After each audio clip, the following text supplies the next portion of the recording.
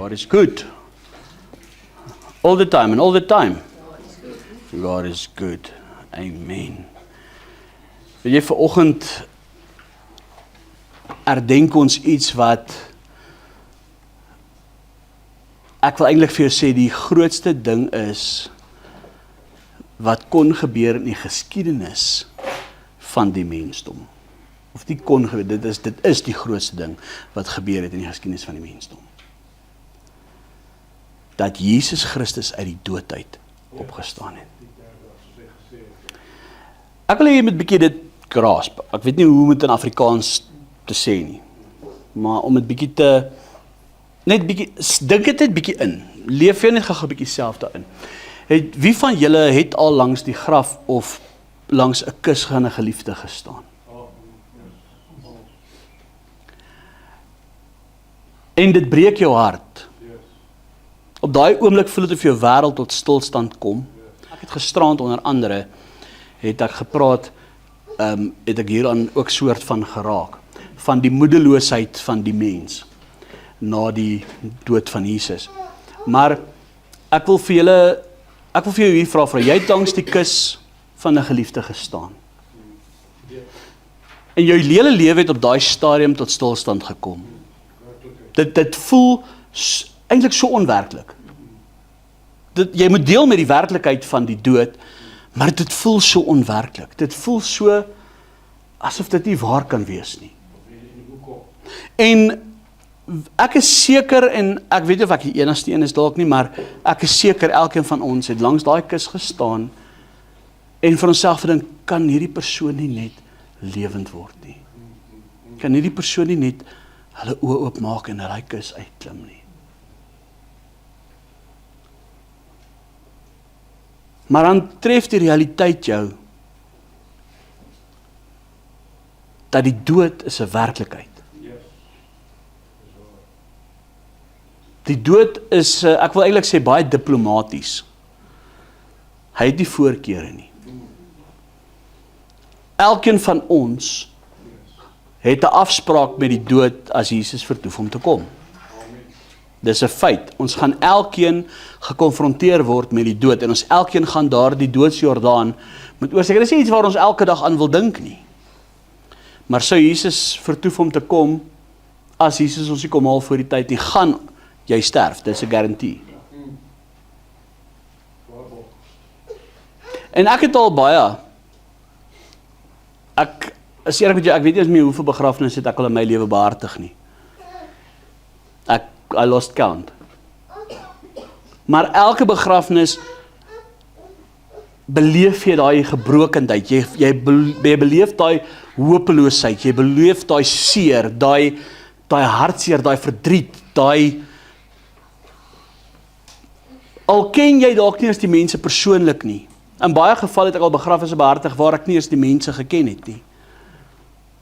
Beleef ek saam met hulle daai verdriet en daai hartseer. En dit is so onwerklik. En jou hele lewe word as stilstand geruk. Nou ek het gisterand het ek 'n bietjie daaroor gepraat oor na die dood van Jesus, daai aand nadat hy gekruisig is, daai eerste aand, en daai 3 dae wat hy in die graf was. Wat moes alles deur die disippels se gedagtes gegaan het? Wat het hulle beleef? En ons het al almal langs 'n graf gestaan en gebid en gesê, en selfs gesoebat en gesmeek en gehoop en wat kan gebeur? Kan hierdie persoon nie net terugkom nie? Maar dan tref die werklikheid ons, die dood is 'n werklikheid.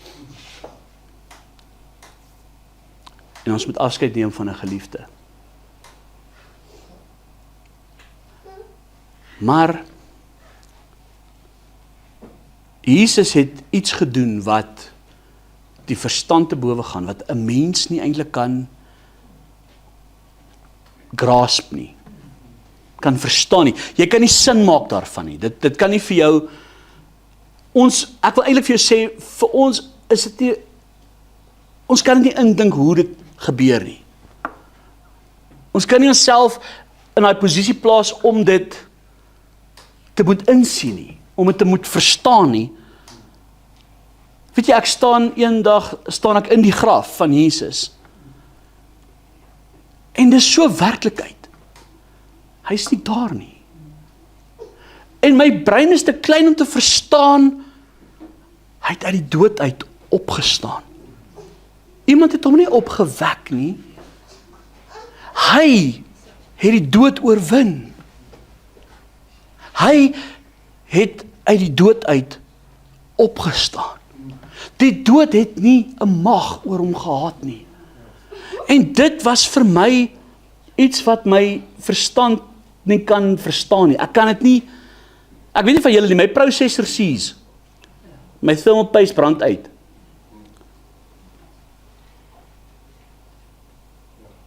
Want hy het die bonatuurlike vrug, hy het die ondenkbare, hy het die onmoontlike, het hy gedoen.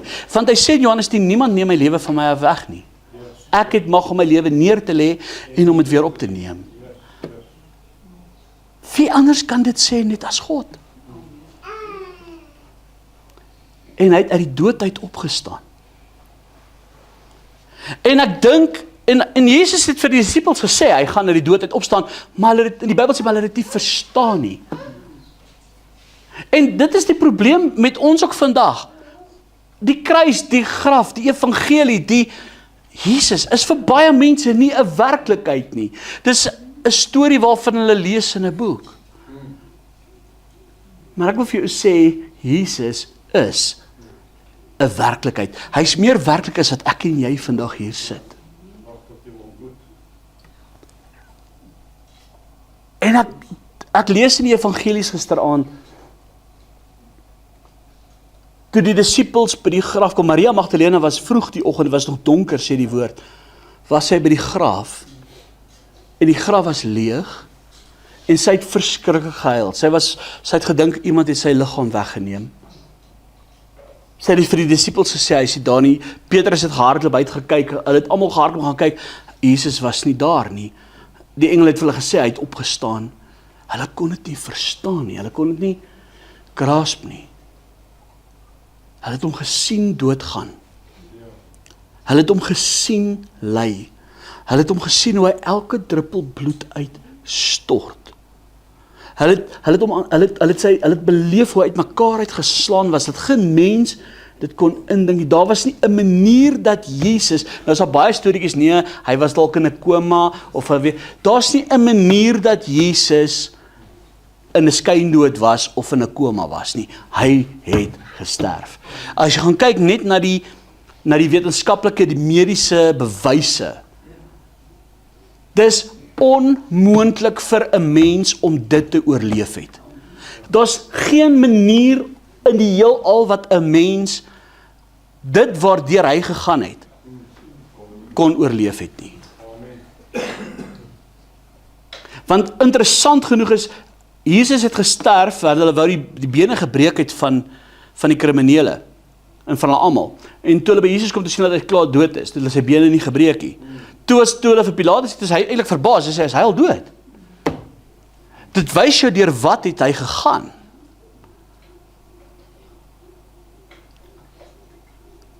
En 'n soldaat kom en hy vat 'n spies, en ek dink die mense grasp hierdie ding nie, hy vat 'n spies en hy druk hom in sy sy, en daai spiese van die Romeine was nie hierdie ou Zulu as sy gytjies nie.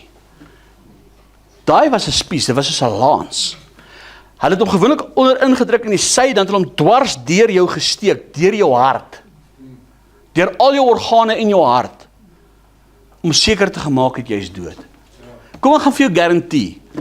Daar's nie 'n manier. Nie 'n manier dat 'n persoon net daai spieswond sal oorleef nie. En die Bybel sê hy is ter wille van ons oortredinge deurboor. Vat 'n bietjie vanmiddag jou boor en gaan druk hom aan deur jou hand. Dis deurboor. Dis 'n bietjie, moet nou nie rarig gaan doen nie, maar dit is nou, dis bietjie, jy verstaan wat ek bedoel. Nou sien jy jouself in daai spies. Dis nie so 'n dun spiesie nie. Dit was 'n behoorlike spies. En hulle het hom deurboor. Hulle het hom deurgedruk. Deur sy longe, deur sy organe, deur sy hart. Wat is die kans dat hy sou oorleef?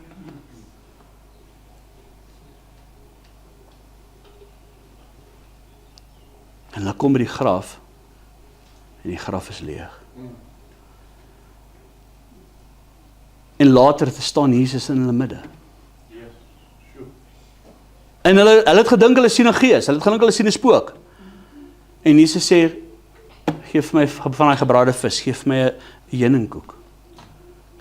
'n Gees sal nie eet en vat nie. Kom vat aan my. Thomas het gesê, hy was nie by gewees nie, hy het gesê, nee, ek kan nie glo nie, want ek moet nie meer self sien.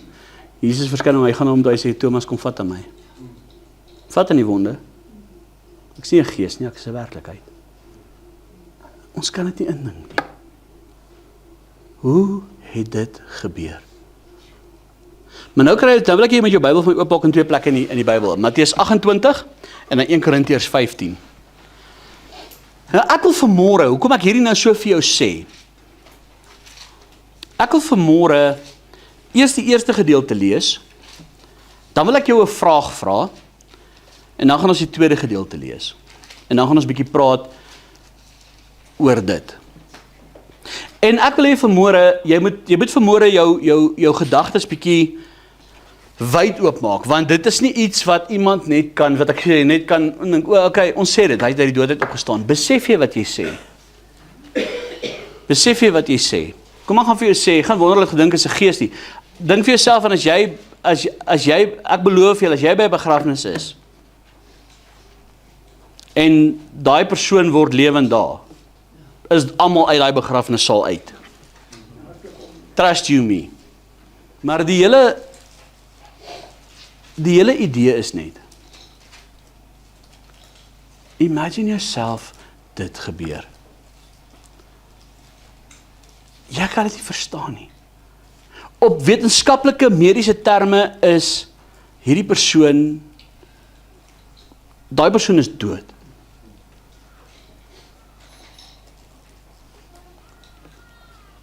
En hy staan uit die doodheid op. Maar daar het iets pertinent gebeur, as jy daar so Matteus 28. Nou daar het iets gebeur, net na die opstanding van Jesus. Want dan nou die Fariseërs wou Jesus stil maak. Die Fariseërs wou 'n voorbeeld van hom maak, en hulle het geweet wat hy geprofeteer het en wat hy gesê het van sy dood. En maar hulle wou Jesus uit die prentjie uithaal, want Jesus was 'n bedreiging vir hulle hele samelewing, vir hulle hele lewe. En toe hy die doodheid opstaan, kan jy vir jouself indink wat se impak dit gemaak het in die mense se lewens, wat geweet het van Jesus, wat hom gevolg het, wat geweet het wat met hom gebeur het, wat gesien het wat hy gedoen het. Kan jy vir jouself indink? Ek dink ons leef in die resultaat van dit.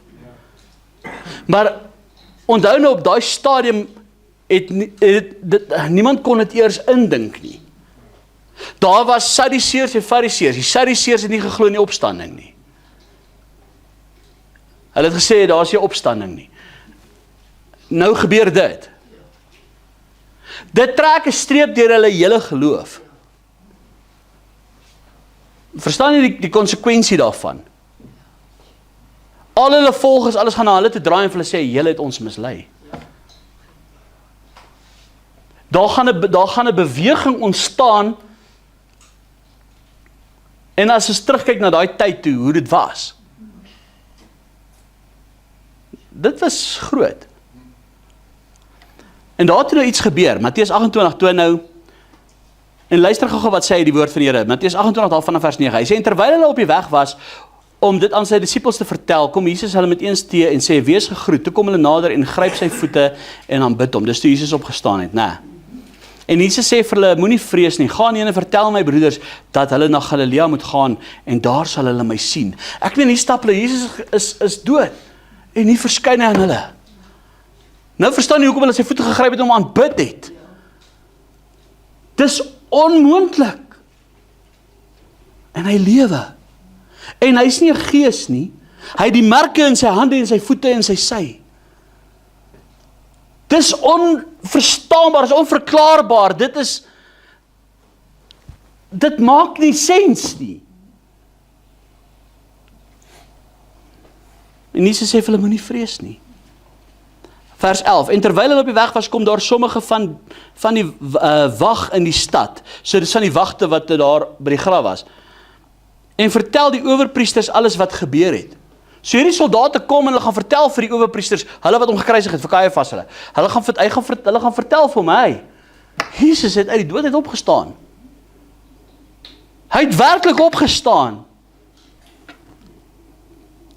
Vers 12, en nadat hulle saam met die ouderlinge vergader en raad gehou het hulle die soldate baie geld gegee. En gesê, julle moet sê, sy disippels het in die nag gekom en hom gesteel, terwyl ons in die slaap was. En as dit by die gouverneur gehoor word, sal ons om tevrede stel en maak dat julle sonder sorg is. So hulle sê, ons sal vir julle cover, want onthou nou daai wagte. Hulle lewe was nou op die spel. Want hulle was veronderstel om te waak dat dit nie moes gebeur en Jesus staan die dood uit op. Nou kom hulle en hulle vertel vir die owerpriesters, luister, dis niks wat ons gedoen het, hy het uit die dood uit opgestaan. Maar vir hulle gaan die Romeine en die Romeinse owerheid gaan dit nie glo nie. Hulle gaan vir hierdie wagte sê, hey, weet julle wat? Julle het geslaap aan diens en julle was roekeloos geweest, hulle het sy liggaam gesteel en dan gaan daai wagte doodgemaak word. So nou kom hierdie priesters en hulle sê vir hulle, moenie julle nie worry nie. Ons bribe julle, ons koop julle om, ons gee vir julle geld, ons sal julle cover. Wat ons gaan doen is, ons weet julle lewe is hier op die spel, maar julle moet nou ons help. Die een hand was nou die ander hand. Julle moet kom en sê dat die disipels sy liggaam gesteel het. Dit is nie in julle hande gewees nie. Hulle het gekom en die liggaam gesteel. So julle moet nou dit verkondig. En ons sal dan beamoen wat julle sê. En ons sal julle cover. So julle sal nie doodgemaak word nie. Nou, ek meen, dit klink vir hulle na 'n goeie deal. Onthou, hulle is ongelowiges. Hulle is heidene. So vir hulle klink dit na 'n bargain. Hulle kan nie verloor nie, maar hulle weet wat die waarheid is. Hulle kan dit nie verklaar nie. In vers 15, kyk gou wat sê daar. Hulle het toe die geld geneem en gedoen soos hulle geleer was. En hierdie verhaal is versprei onder die Jode tot vandag toe. Tot vandag, selfs in teologiese kringe, is daar 'n debat oor Jesus se opstanding. Gaan doen 'n bietjie navorsing oor die nuwe kerkhervorming byvoorbeeld. Ouens is John Dominic Crosshorn en al die, ek gaan die ouens se name sommer noem. En dan gaan luister jy wat sê daai ouens. Die nuwe kerkhervorming, en dit is 'n baie groot deel by baie van ons teologiese fakulteite deesdae. Meeste van daai ouens glo nie in die maagdelike geboorte nie. Hulle glo nie in die fisiese opstanding van Jesus nie. Hulle sal ook sê, nee, die disippels het sy lijk gesteel en sy lijk is toe die ronde opgevreet, of sulke tipe goeders. Daar's in hierdie teologiese kringe is daar hierdie debatte. Maar hy het nie regtig uit die dood uit opgestaan nie. En nou wil ek eintlik hierdie vraag vanmôre vra, en nou wil ek eintlik begin met die preek. Wat as die opstanding 'n leuen was? Wat as die opstanding 'n leuen was? Wat sou die gevolg wees as dit 'n leuen was? En kom ons wees nou maar eerlik, baie mense, en ek weet baie Christene het al getwyfel oor dit. Is die opstanding 'n werklikheid? Nou ek wil vanmôre bietjie gaan kyk na dit. Ek wil 'n paar vragies vra, ek wil 'n paar stellings maak en ek wil hê jy moet bietjie jou gedagtes laat gaan en dit bietjie indink. Kom ons gestel nou die opstanding was 'n leuen soos wat hulle vertel was. Wat sou die nadraai van die situasie gewees het? Nou wil ek ook hê jy moet vir my oopmaak daar in 1 Korintiërs hoofstuk 15. Want Paulus skryf en hy spreek hierdie ding aan. Want daar was in die tyd van Paulus was daar mense gewees. Soos onder andere, ek het nou gepraat van die Sadduseërs in Jesus se tyd. Dit is wat Jesus so gedoen het. As jy ook gelees in die evangelie, sal jy sien, eendag het hy 'n bietjie twis veroorsaak onder die Sadduseërs, waar hy gepraat het van die opstanding. En selfs Paulus het dit gedoen, en dan was daar twiste onder hulle gewees, oor die opstanding. En Paulus skryf die volgende, en let op wat hy skryf. Let op wat hy skryf, 1 Korintiërs 15, en ons lees daar vanaf vers 3. Want in die eerste plek, dis wat hy nou verduidelik van die nagmaal, het ek aan julle oorgelewer dat ek ook ontvang het dat Christus vir ons sondes gesterf het volgens die skrifte, dat hy begrawe is en dat hy op die 3de dag opgewek is volgens die skrifte. So dis wat die evangelie is. En dan gaan hy verder sê, en dat hy aan Sefas verskyn het, daarna aan die 12. So hy getuig nou en hy sê, Jesus het aan hulle verskyn. Kyk nou wat sê vers 6 tot en met vers 8. Let nou mooi op wat Jesus sê. Hy sê, daarna het hy verskyn aan oor die 500 broeders te gelyk, waarvan die meeste nou nog lewe, maar sommige al ontslaap het. Daarna het hy verskyn aan Jakobus, daarna aan al die apostels, en laaste van almal het hy verskyn ook aan my, as die ontydig geborene. Hier sê Paulus, ek het hom fisies self gesien. Nou vers 9, want ek is die geringste van die apostels, wat nie werd is om apostel genoem te word nie, omdat ek die gemeente van God vervolg het. Maar deur die genade van God is ek wat ek is, en sy genade aan my was nie te vergeefs nie, maar ek het oorvloediger gearbei as hulle almal. Nogtans nie ek nie, maar die genade van God wat met my is. Of het nou ek of hulle is, so spreek ons en so het hulle geglo. As dit dan gepreek word dat Christus uit die dode opgewek is, hoe sê sommige onder julle dat daar geen opstanding van die dode is nie? Hoor wat hy nou sê, as daar geen opstanding van die dode is nie, dan is Christus ook nie opgewek nie. En as Christus nie opgewek is nie, dan is ons prediking vergeefs en vergeefs ook julle geloof. En dan word ons valse getuienis van God bevind, omdat ons teen God getuig dat hy Christus opgewek het, wat hy nie opgewek het nie, ten minste as die dode nie opgewek word nie. Want as die dode nie opgewek word nie, dan is Christus ook nie opgewek nie. En as Christus nie opgewek is nie, dan is julle geloof nutteloos. Dan is julle nog in julle sondes. Dan is ook die wat in Christus ontslaap het, verlore. En hy noem hier 'n paar punte. En dis waar ons 'n bietjie vanmôre gaan praat. En dan sê hy, as ons net vir hierdie lewe op Christus hoop, as ons net terwyl ons lewe, in hierdie lewe, wat ons nou leef, in die fisiese, op Christus hoop, dan is ons die ellendigste van alle mense. Wat probeer hy eintlik daarby sê? Want as ons net in hierdie lewe vir Christus lewe en as ons sterf, wat dan? As daar geen opstanding is nie, wat dan? Dan gaan hy verder, hy sê, maar nou Christus is opgewek uit die dode, hy het die eersteling geword van die wat ontslaap het. Want aangesien die dood deur 'n mens is die opstanding van die dode ook deur 'n mens. Want soos hulle almal in Adam sterwe, soos hulle ook almal in Christus lewend gemaak word. Maar elkeen in sy eie orde, as eersteling Christus, daarna die wat aan Christus behoort by sy koms. Daarna kom die einde, wanneer hy die koninkryk aan God die Vader oorgee, en hy alle heerskappe en alle gesag en alle mag vernietig het. Want hy moet as koning heers, totdat hy al sy vyande onder sy voete gestel het. Die laaste vyand wat vernietig word, is die dood. En hier kom hierdie ondenkbare gedagte eintlik by ons op. Wat as die opstanding 'n leuen was? Kom ons sê nou, dit was 'n leuen, daar was nie, Jesus het nie uit die dood uit opgestaan nie. Wat sou die gevolg daarvan wees? Wat sou die gevolg wees as Jesus nooit uit die dood uit opgestaan het nie? Wat sou die resultaat daarvan gebly? Kom ek sê, hy het in die graf gebly, sy liggaam het in die graf gebly, of het hulle sy liggaam gesteel het, maar die feit van die saak bly staan is, hy het nie opgestaan uit die dood nie. Hy lewe nie, hy is in die graf. Net soos al die ander profete voor hom. Kyk, Elia, hy is hemel toe, lewendig, dit weet ons. Elisa het 'n graf. Moses, die Here het hom begrawe, maar hy is dood. So gaan ons deur al die profete. Jy kan hulle almal gaan, Jeremia, Jesaja, Sagaria, Maleagi, hulle almal. Wat sou die resultaat wees? Die eerste ding wat Paulus hier sê, is hy sê die prediking sou doelloos wees. Prediking sou doelloos wees. Sonder die opstanding, as die opstanding 'n leuen was, hoekom preek ons? Ja, presies. As die opstanding 'n leuen was, hoekom verkondig ons die evangelie? Hoekom doen ons die werk van die Here? Hoekom gaan ons kerk toe? Hoekom dien ons die Here? Punt nommer 1. Wat is dan die nut van Christendom? Dan is Christendom 'n leuen.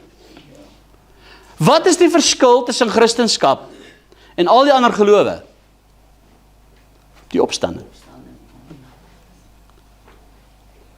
Die prediking sou doelloos gewees het.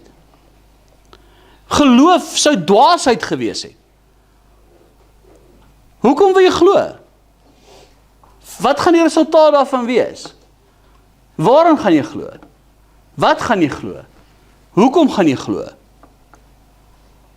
Hoekom sal iemand glo in 'n dooie Messias? Presies. Ek vra hierdie vraag. 'n Dooie man kan niemand red nie.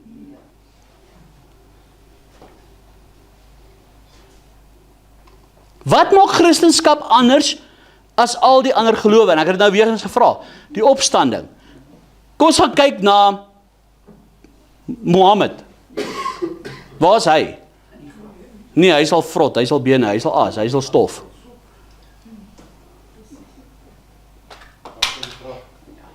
Waar is hy? Lankal wurmkos gewees. Waar is Boeddha?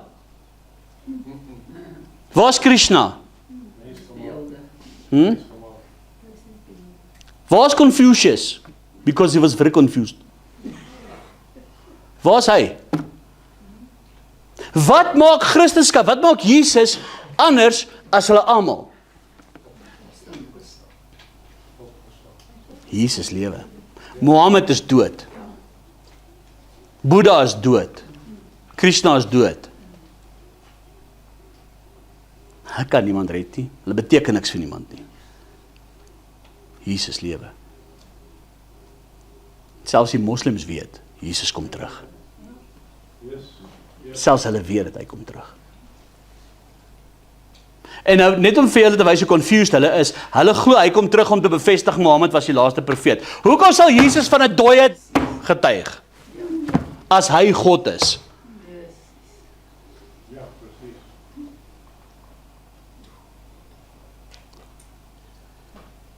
Weet julle wat is my die bosmste ding? Daar in Israel voor die Ooste Poort. Die Ooste Poort is gesluit. Dit is 'n klomp moslimgrafte. Nou kom ek julle gou net so kortliks die geskiedenis vertel van dit. In die 1500s het Solomon Ottoman hy was die sultan gewees. Het hy dis van die moslems toe hulle basies die Jerusalem verower het in die 1500s het hy die Ooste Poort gesluit en daai Ooste Poort is gesluit tot vandag toe. Want hy ken 'n profesie in die Bybel. Daar's 'n profesie in die Bybel wat sê dat wanneer Jesus gaan terug, wanneer die Messias gaan kom, gaan hy deur die Ooste Poort kom.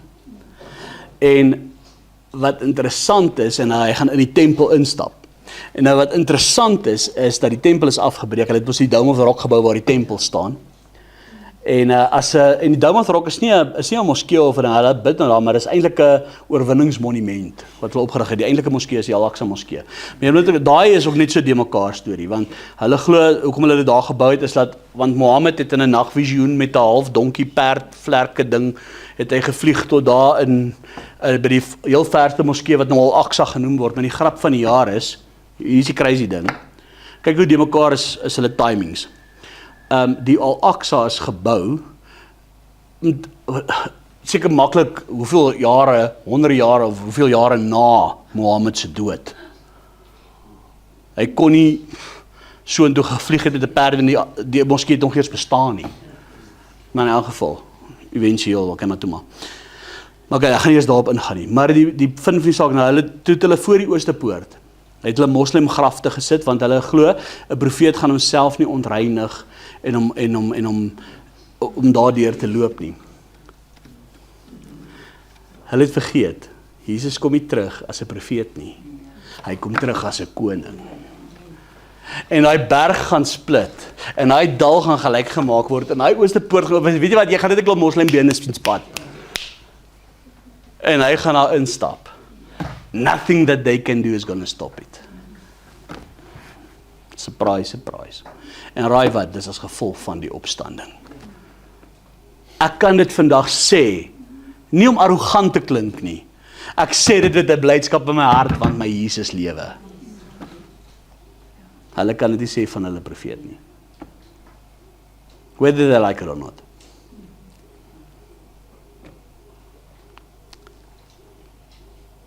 Christendom is die enigste geloof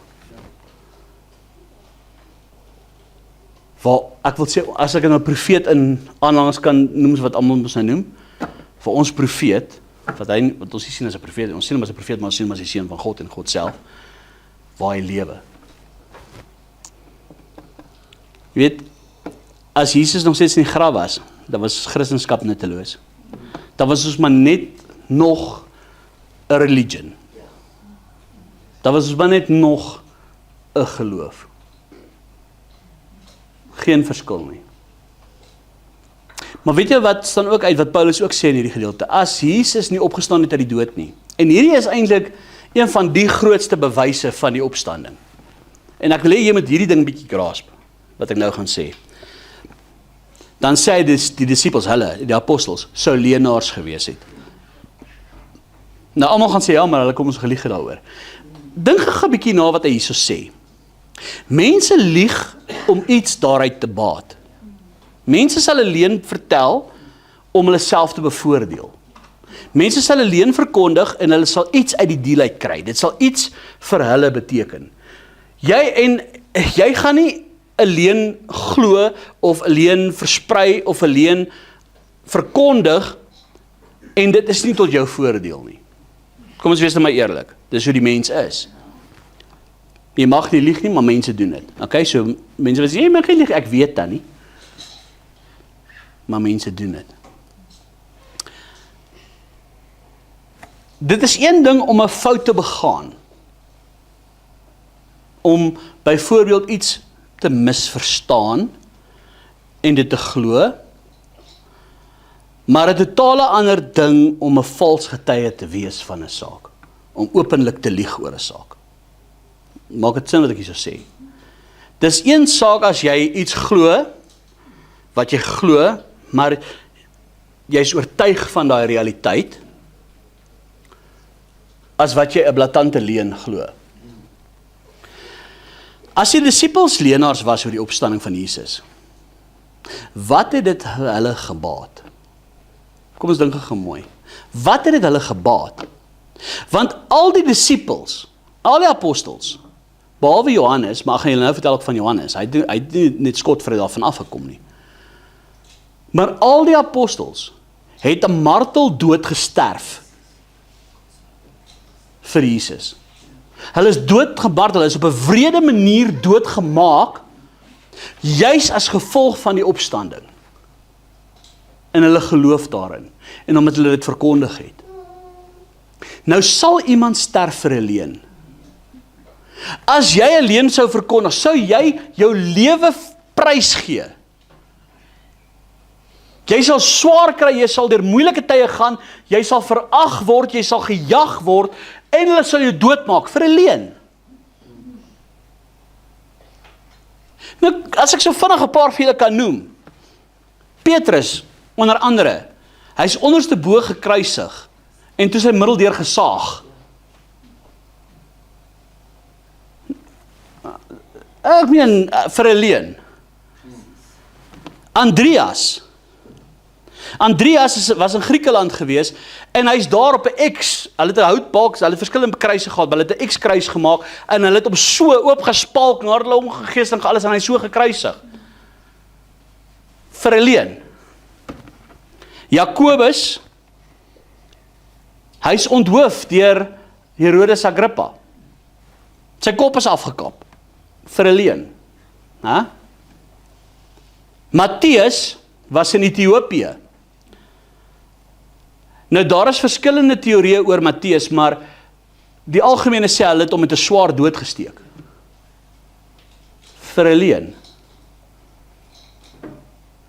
Nou, een van die ergste dode wat iemand kon gesterf het, was Bartolomeus. Bartolomeus het hulle gevang, hulle het hom, ek weet hoe sê ons dit in Afrikaans, hulle het hom ontvel, hulle het hom, they skinned him alive. Terwyl hy lewe, het hulle sy vel afgetrek. Né? En nadat dit het hulle hom onthoof. Vir 'n leuen. Vir 'n leuen. Hy het gesterf vir 'n leuen mos. Thomas, hy wie sy hande in Jesus se wonde gesit het. Hy was in Indië. Hulle het hom met 'n spies doodgegooi. Vir 'n leuen. Die ander Jakobus is gestenig, hulle het hom met klippe doodgegooi. Jakobus, die broer van Jesus, Jesus het 'n halfbroer gehad, Jakobus, wat die evangelie wat die boek van Jakobus geskryf het in die Bybel. Hulle het hom gegooi van die toppen van die tempel af en hulle het hom doodgeslaan. Basies met knippels om doodgeslaan, nadat hulle hom van die tempel afgegooi het. Die halfbroer van Jesus, hy sou gesterf het vir 'n leuen, né? Hy was die kerkleier gewees. Hy was die hoof, die leier van die Christelike kerk gewees in Jerusalem. Paulus, wat 3/4 van ons Nuwe Testament geskryf het, was hoeveel jare in die tronk gewees en hy's onthoof. Paulus was 'n Fariseer, hy was deel van die Sanhedrin, hy was deel van die raad wat Jesus gekruisig het. Hy was intendeel 'n vervolger van die Christene, van die vroeë kerk. Hy het uitgegaan om die Christene dood te maak. Hy het Christene gaan uithaal, vrouens en kinders, uit hulle huise uit hulle doodgemaak omdat hulle Jesus gedien het. En toe Jesus aan hom verskyn op die pad van Damaskus toe en hy het tot bekering gekom en hy het 3/4 van ons Nuwe Testament geskryf. Hy het dit alles prysgegee wie hy was. Vir 'n leuen. Vir 'n leuen. En dan sê Paulus hier so, Jesus het aan oor die 500 mense gelyktydig verskyn. Dink vir jouself, 500 mense. Hoekom sou Jesus aan soveel mense verskyn het? Dink jy 500 mense? Hulle het so gesê, ja, die disippels kon nog lieg, maar sou 500 mense almal bereid wees om hulle lewe te verloor vir 'n leuen? Dink vir jouself. As hulle onseker was of dit die waarheid is. Die opstanding is 'n werklikheid. Want as Jesus nie opgestaan het nie, was hulle almal leenaars. Dan was ons Bybel 'n leuen. Al die apostels se lewens was verniet. Waarvoor het hulle dood gegaan? Wat het hulle daaruit gekry? Wat het hulle daaruit gekry? Maar weet julle wat sê Paulus ook? As Jesus nie opgestaan het, sou sonde bly regeer het. Sonde sou geheers het. Weet julle wat? Weet jy wat beteken? Verstaan jy die konsep daarvan dat sonde sou gewen het op die einde van die dag? En wat dit beteken het, ons hele mensdom sou oorgegee gewees het aan die sonde, en as Jesus nie opgestaan het nie, beteken dit daar was nie 'n offer vir daai sonde nie, dan beteken dit as ek en jy die dag sterf, gaan ons hel toe. Klaar, finish, bottom, klaar. Daar staan vir jou en vir my geen hoop nie. Geen. Wie wil hel toe gaan? Wel, as die opstanding 'n leuen was, dan dis waartoe ons was. Dis waartoe ons op pad was. Dan was daar geen hoop vir ons nie, dan was daar nie 'n plek wat vir ons voorbereid was nie. Dan sou Jesus nie gekom het om ons te kom haal nie. Dan was ons verdoem tot die hel. Dan het ons lewe op hierdie aarde was net vir ons dan een massiewe groot straf, en hierna net een groot straf. Ons sou niks anders geken het nie. Dink 'n bietjie so daaraan.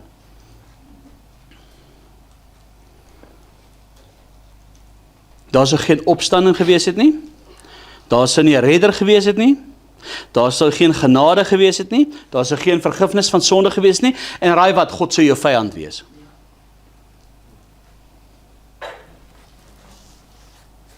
Kan jy sien wat se implikasie hierdie opstanding? Dit sou beteken dat die dood sou vir ewig geheers het. Die dood sou nie oorwin het.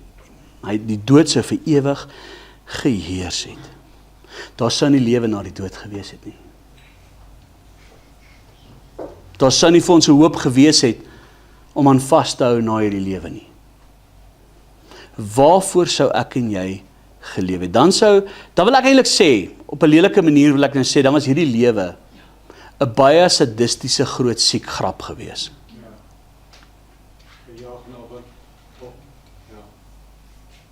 Dan wat is dan die nut van hierdie lewe? Hoekom moet ons deur hierdie lewe gaan? En daar's niks vorentoe nie. Dan het ons niks om voor te lewe nie.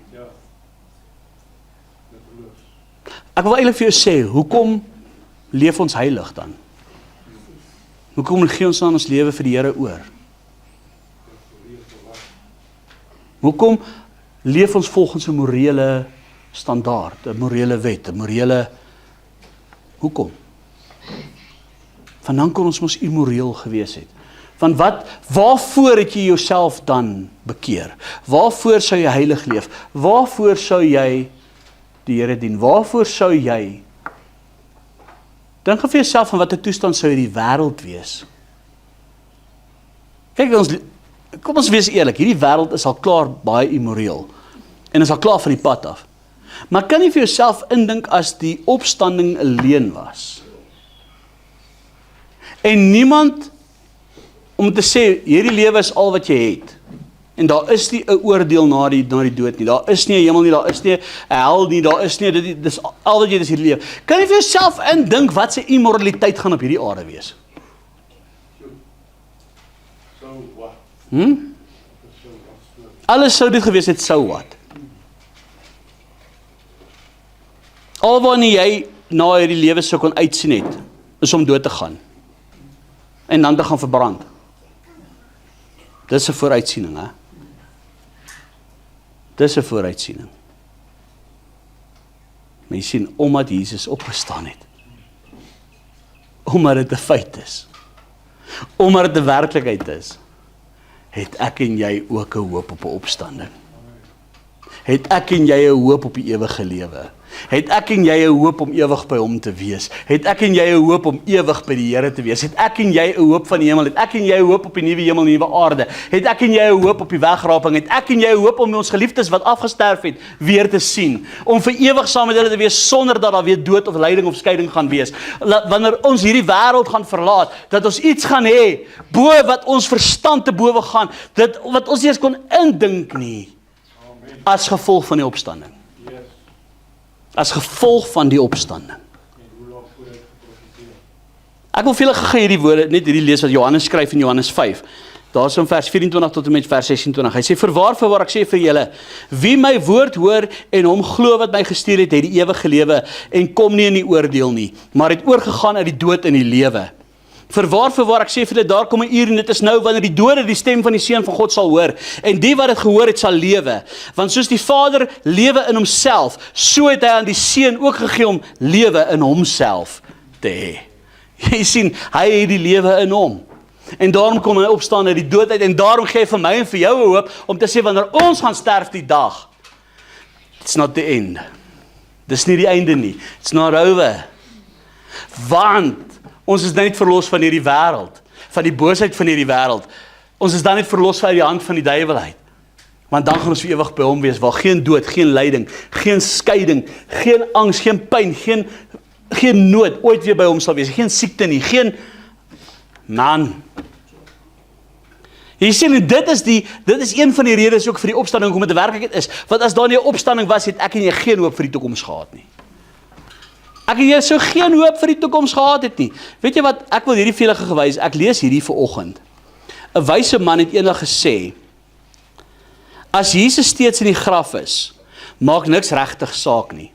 Maar as Jesus opgestaan het uit die dood, maak niks anders as dit saak nie. Dit is nogal, ek gaan dit weer lees, as Jesus steeds in die graf is, maak niks regtig saak nie. So as hy nie opgestaan het, as hy nie in die graf is, dan maak niks saak nie.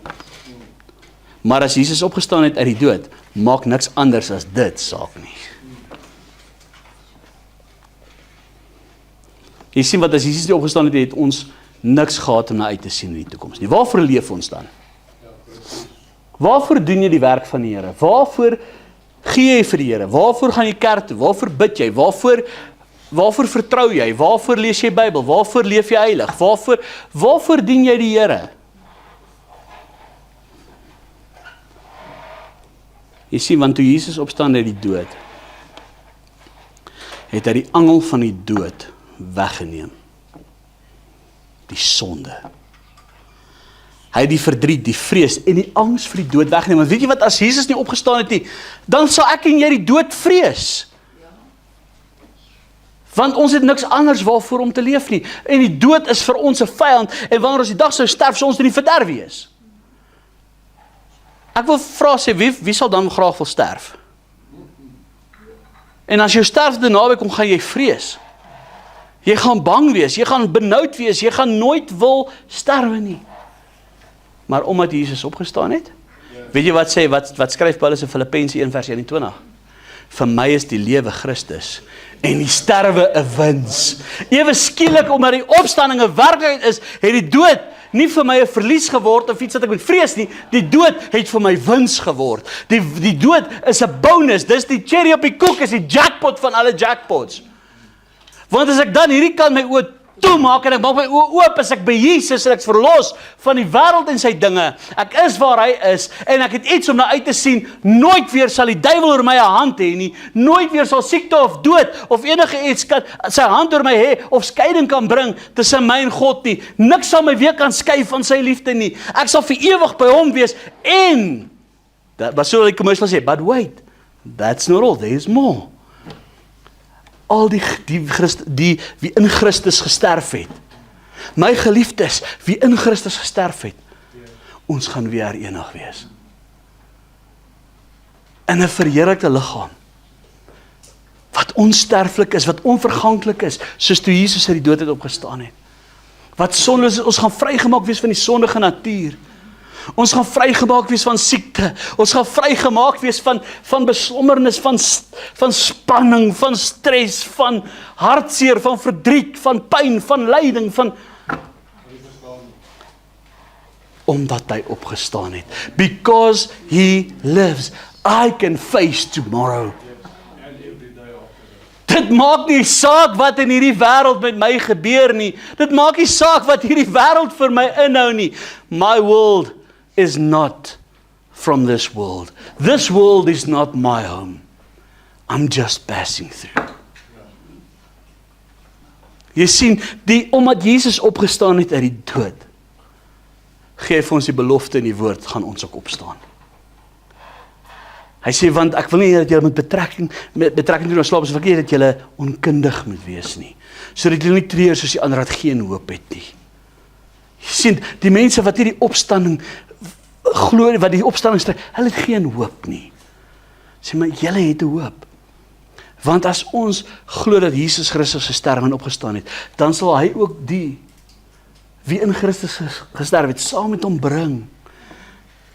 Want die basuin van God sal weer klink. En wie in Christus gesterf het, sal eerste opstaan.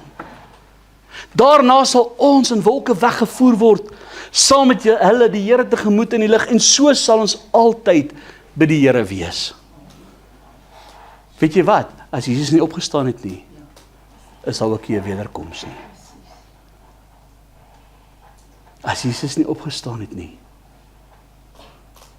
beloof ek vir jou, was daar vir die mensdom geen hoop nie.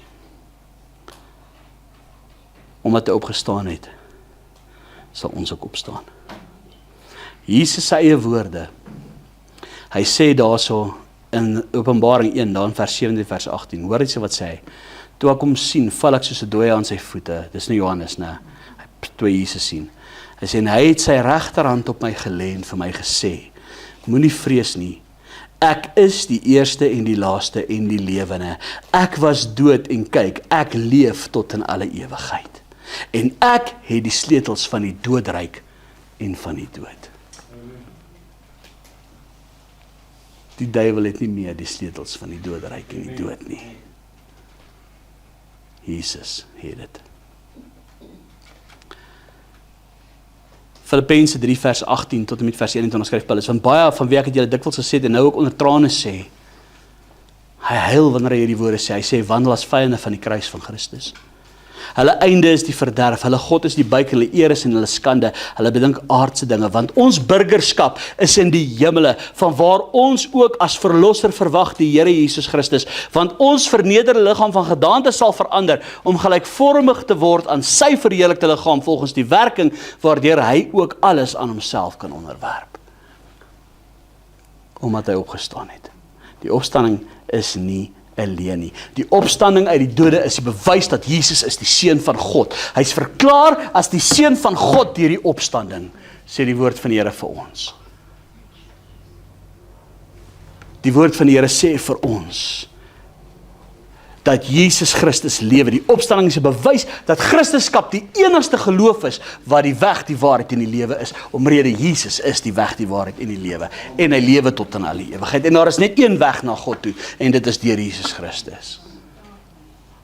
Die opstanding, wil ek eintlik vir jou sê, daar is 'n einde, En die opstanding is die einde van 'n hopelose toekoms. Die opstanding gee vir my en vir jou 'n hoopvolle toekoms. Sodat wanneer ons hierdie aardse tentwoning neerlê, ons 'n huis in die hemel het, wat vir ons voorberei is, omdat Jesus opgestaan het. Maak vir my oop daar in 2 Korintiërs 5, ek gaan afsluit met hierdie, maar ek wil ons by dit saam lees, daar in 2 Korintiërs hoofstuk 5, ek wil ons vir daai hele stukkie lees, vanaf vers 1 tot en met vers 21, en ek wil hê jy moet nou mooi luister wat Paulus hier so skryf. 2 Korintiërs hoofstuk 5, 2 Korintiërs net na 1 Korintiërs, hoor.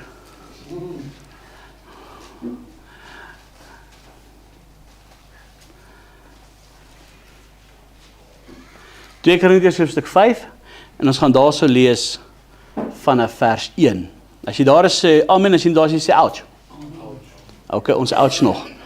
Ons ouch nog. Moenie worry nie, ons wag vir jou agter ons, kom ek in die kraal, moenie worry nie. As hy, 2 Korintiërs hoofstuk 5, en ons gaan daar so lees vanaf vers 1. Hoor nou wat sê hy so. Want ons weet, dat as ons aardse tentwoning afgebreek word, ons 'n gebou het van God, 'n huis, nie met hande gemaak nie, ewig in die hemele. Want om hierdie rede sug ons ook en verlang om met ons woning uit die hemel oorkleed te word, as ons ten minste gekleed en nie naak bevind sal word nie. Want ons wat nog in die tent is, sug en voel beswaard, omdat ons liewer nie ontkleed nie, maar oorkleed wil word, sodat die sterflike deur die lewe verslind kan word. Maar hy, wat ons juis hiervoor toeberei het, is God, wat ons ook die Gees as die onderpand gegee het. Daarom het ons altyd goeie moed en weet, dat as ons in die liggaam inwoon, ons van die Here uitwoon, want ons wandel deur geloof en nie deur aanskouing nie. Maar ons het goeie moed en verkies om liewer uit die liggaam uit te woon en by die Here in te woon. Daarom lê ons ook ywerig daarop toe, of ons inwoon of ons uitwoon, om hom welbehaaglik te wees, want ons moet almal voor die regterstoel van Christus verskyn, sodat elkeen kan ontvang wat hy deur die liggaam verrig het, volgens wat hy gedoen het, of het goed is of kwaad. Omdat ons dan die vrees van die Here ken, probeer ons om die mense te oortuig, maar voor God is ons openbaar, en ek hoop om ook in julle gewetens openbaar te wees, want ons beveel ons nie weer by julle aan nie, maar ons gee julle aanleiding tot roem oor ons, sodat julle iets kan hê teenoor die, wat hulle op die uiterlike beroem en nie op die hart nie.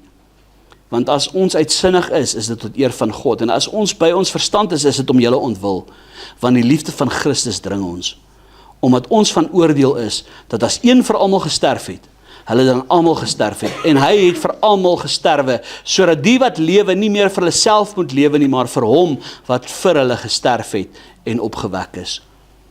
Ons ken dus van nou af niemand meer na die vlees nie, en al het ons ook Christus na die vlees geken, nou ken ons hom tog nie meer so nie. Daarom as iemand in Christus is hy 'n nuwe skepsel. Die ou dinge het verbygegaan. Kyk, dit het alles nuut geword, en dit alles is uit God, wat ons met homself versoen het, deur Jesus Christus, en ons die bediening van die versoening gegee het, naamlik dat God in Christus die wêreld met homself versoen het, en deur hulle misdade nie toe te reken nie, en die woord van die versoening aan ons toe te vertrou. Ons tree dan as gesandte om Christus wil, asof God deur ons vermaan. Ons bid julle om Christus wil, dat julle met God versoen, want hy het hom wat geen sonde geken het nie, sonde vir ons gemaak, sodat ons kan word die geregtigheid van God in hom. As die opstanding 'n leuen was ek en jy nie geregverdig voor God nie. En het ek en jy geen hoop vir die toekoms nie. Maar nou is die lewe vir my Christus en die sterwe 'n wins. And because he lives, I can face tomorrow. Amen. Prys die Here. Vader, ek wil vanmôre vir u baie dankie sê. Here, ek wil u loof en ek wil u prys. Here, dat u uit die dood het opgestaan het, Here Jesus, dat u die dood oorwin het. Here, dat u die sleutels van die koninkryk in u hande het. Here, dat u die sleutels van die dood in u hande het. Here, dat ons nie 'n hopelose toekoms het nie, maar 'n hoopvolle toekoms het. Here, ek wil u loof en ek wil u prys, Here Jesus, dat u vir ons plek gaan berei het en ons weer gaan kom haal, Here, om by u te wees. Here, wat 'n dag is dit om na uit te sien, om u te ontmoet, daardie dag, om ons hande in u hande te sit, Here, en vir ewig by u te wees. Here, ons kan nie wag vir daardie dag nie. Maar Here, ons weet, dit is as gevolg van die opstanding. Here, en U is die Seun van God, wat lewe tot in ewigheid, en die opstanding het dit bewys. En Here, ons loof en ons eer U, dat ons nie 'n dooie God dien nie, maar dat ons 'n lewende God dien, wat met ons bemoeienis het, wat ons verstaan, wat ons ken, wat weet waardeur ons gaan. En Here, daarom wil ek vanmôre bid, dat U evangelie, dat U gekruisig is, begrawe is en weer opgestaan het, dat dit 'n werklikheid word in mense se lewens, dat dit weer mense se lewens begin verander, Here, transformeer, Here, dat hulle gedagtes gefokus, hulle geloof geanker sal hou in U volbringde werk aan die kruis, en dat die kruis 'n werklikheid sal word vir mense, maar meer nog, dat die opstanding vir mense 'n werklikheid sal word. Here, ons loof en ons eer U, dat U opgestaan het en daai graf leeg is. Here, word vanmôre verheerlik. Ons loof en ons eer U. Heilige Gees, sal U die naprediker wees van hierdie woord, en hierdie woord lewend maak vanmôre in ons harte.